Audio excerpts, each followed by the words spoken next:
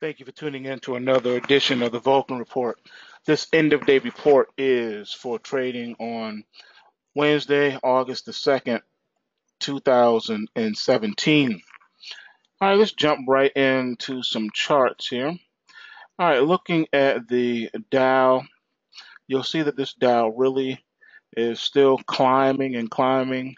Hit 22,000, retreated from that.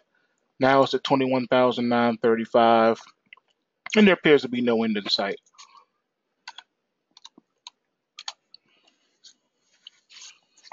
All right, switching the focus now to the NASDAQ 100. If the thing will ever boot up. Takes a while, takes a while, takes a while. All right, so as you can see here, 59,995 and 3/4 is where we topped out at. Now the market's just kind of sideways, top side the Kumo cloud, and losing momentum as well, I should add. Currently at 58.99, so you had a 100-point pullback basically from the high, and you got these ramps coming up. It's just looking rather interesting, to say the least. Looking at the Russell. Russell is continuing the downtrend like I showed you last night. All right, it's becoming more pronounced now.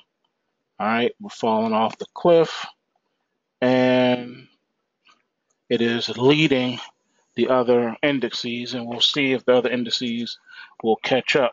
Price inflection points violated on the intraday basis on the Russell. I see way more downside coming.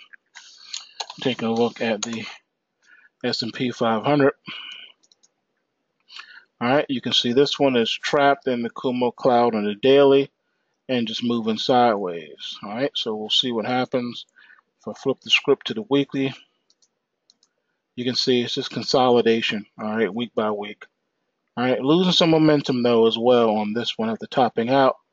This is the wrong chart. I'm tired. Sorry about that. Been battling illness and likewise with the fam. All right, so we topped out at 2480, didn't get quite to 2500, and now it's just kind of flat right now, just flat. But the bullish momentum is still locked in, and all the market really needs to do is close above the 2455 and 3/4 this week, and we have carryover momentum for next week. All right, looking at the dollar index. Still waffling between 92, the high 92s to 93 level, and just weak. There's no end in sight on that one either, but like I showed you, this is by no means an alarm situation. They have all the way into 90, like I was telling you. So as long as it's 90 and above, they can let this thing weaken some more, all right? This is all according to design and plan. This is what the Trump agenda wants. Wants a weak dollar for import-export reasons. All right, they could care less about the actual market itself, the dollar index market itself. This has to do with import-export.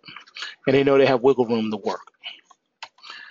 All right, the other big idea in the news is this bond market. Alan Greenspan gave some talk the other day talking about the bond bubble situation, and that if the prices come off, then the interest rates are going to skyrocket. Now, I'm going to tell you why that is not alarmist news and how it's really not a big deal. It's a no-brainer. What have I taught you? I've taught you that when bond prices fall, rates rise. The bond price yield relationship is inverse, okay? So if the bond prices are going to strengthen here and go up, then that's going to have no choice but for yields and rates to go lower. All right, so you're still looking at cheap rates, okay? That's just how it is, guys. Just so you know, 154 and above, which is where we are right now, the Fed can't really do anything without having some type of ripple effect. So even if they come in and they raise rates again, when the bond price is above 154, that's going to be a problem, and you just need to understand that. Now, as far as the Fed unwinding its holdings, that's basically saying, in Fed speak terms, at some point we're going to sell our holdings, which means when they start liquidating positions, it's going to cause the stock market to tank. They're going to try their best to do it orderly, all right, and they're just letting you know they're gonna cease propping up the stock market at some point.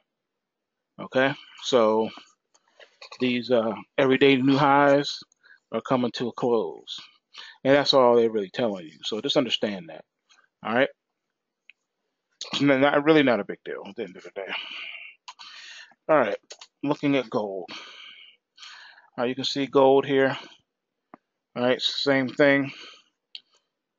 That 1280 resistance is a beast for it. It's strong, and we're already starting to develop one of these. Okay, we could head a lot lower here. Now, no intraday price inflection points were really broken down per se, so we'll see. All right, but we get a little bit lower, then yeah, it will be. Also need to close about 1254.40 to at least have some hope of carrying over some momentum for next week. All right, so looking at silver now, and as you can see, silver is a little bit weaker than gold right now. So this one's already in jeopardy of turning back right now and falling off of a cliff, because this $17 resistance is a strong one for them right now. All right, moving right along. Let's see what the XIV did. XIV did pull back like I warned you, but overall, considering the weekly chart, no big deal. It can lock back in and take right off to the moon. All right. And the other thing that really concerns me is that for the weakness of the dollar that we've been seeing, we're not really seeing that spill over into the commodity prices. Not really. Look at this. Look how beans came off, This weak dollar should have these beans in the teens, but they're nowhere there. Nowhere there. That's problematic to me. All right, now here's feeder cattle real quick, futures. All right, it's not helping that either. It is not helping. And we're coming up now upon, this is the time where the feeder cattle futures, live cattle, August is that time where they go limit down.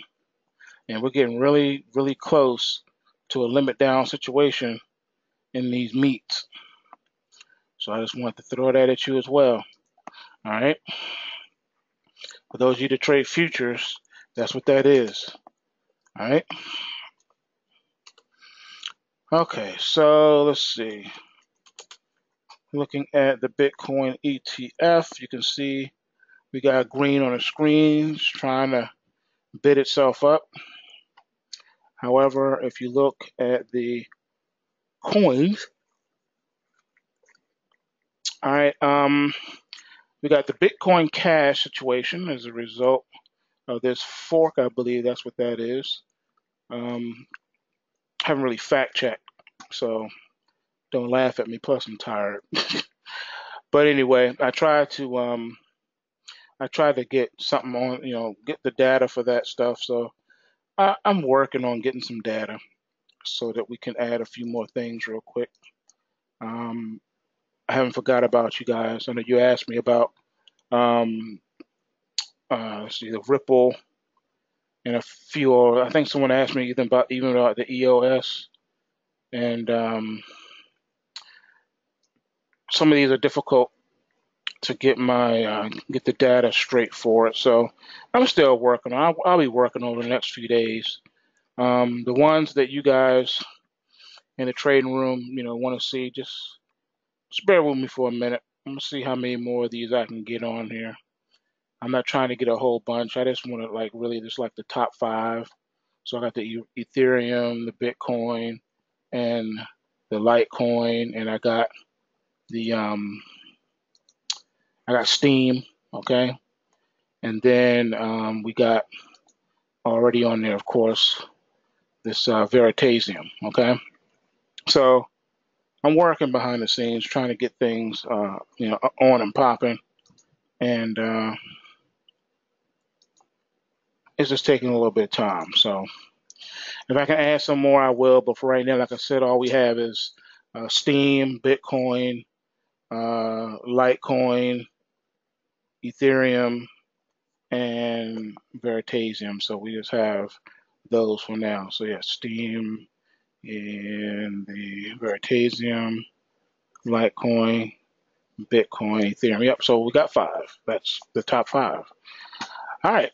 Anyway, just wanted to let you know that. So with that being said, not too much really to talk about at this point. But I just wanted to let you guys just at least do an end of the video real quick, just so you guys, can get an idea that, I'm still watching these markets. Even if I don't feel so hot, I still got to do what I got to do. So just want to let you know. Anyway, with that being said, a lot of changes coming at postwavetrading.com for the faithful, loyal Black Ops Trading subscribers. I got some goodies coming your way. Stay tuned. Keep checking those folders. Right now, there are 2 trading room folders, the one for the post-wave price triggers and one for files, okay? The important files, all right? And instruction manuals and the spreadsheet and stuff like that. And more stuff I'm going to be dropping in there in the coming days, so just keep checking the documents folder. I think you guys are going to be a little blown away at what I throw in there for you. And I'm still in the process of doing another study course. All right, so an advanced study course. So working on a lot of things behind the scenes. Just want to let you know that. And I'll end it with bulls make money and bears make money and pigs get slaughtered. So remember to take what you can and give nothing back. And I'm out. No, I'm not. You know what? See, that's what happens when you're tired. You tend to forget stuff. You guys was gonna let me go too.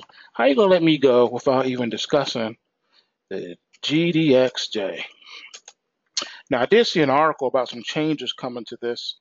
I'll educate myself on it, and I'll make a note to talk about it later. But just looking at the chart and the technicals, you can see it's getting weak up here at the 3352 trend line resistance, like I was showing you.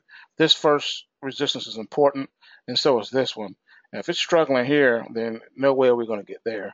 And just so you know, we need to close above 3302 this week in order to have momentum carrying over to next week. All right, so it's still not ready to really bounce and do anything yet. The GDXJ is still mad crazy weak. All right, so there you have it, you guys.